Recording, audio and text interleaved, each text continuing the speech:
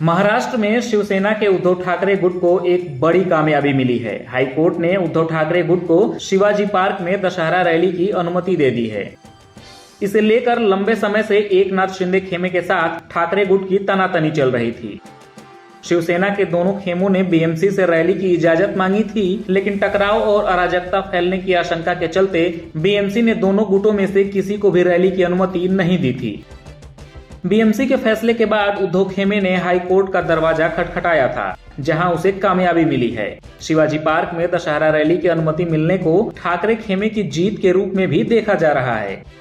दरअसल मुंबई के शिवाजी पार्क से ठाकरे परिवार और शिवसेना का खास रिश्ता रहा है।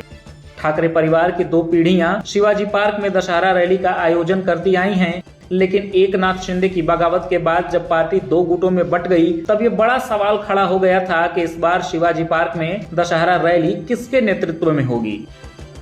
बीएमसी से अनुमति न मिलने के बाद ऐसा माना जा रहा था कि महाराष्ट्र के इतिहास में ऐसा कुछ होने जा रहा है जो पिछले 50 साल में कभी नहीं हुआ।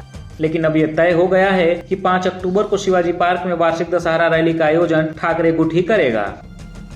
शिवसेना का शिवाजी पार्क से बेहद पुराना और भावनात्मक रिश्ता रहा है। स्वर्गीय बाला साहब ठाकरे ने जब शिवसेना की स्थापना की थी तो पहली बार अक्टूबर 1966 में दशहरा रैली का आयोजन शिवाजी पार्क में ही किया गया था।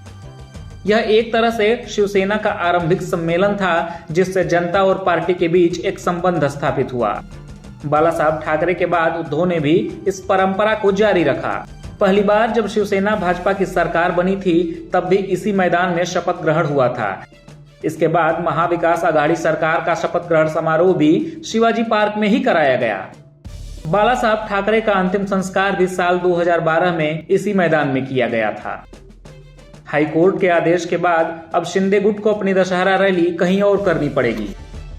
अदालत ने अपने आदेश में यह भी कहा है कि पूरे आयोजन की वीडियोग्राफी कराई जाएगी और यदि कुछ भी खामी पाई जाती है या फिर कानून व्यवस्था की समस्या पैदा होती है तो भविष्य में अनुमति देने पर विचार किया जाएगा।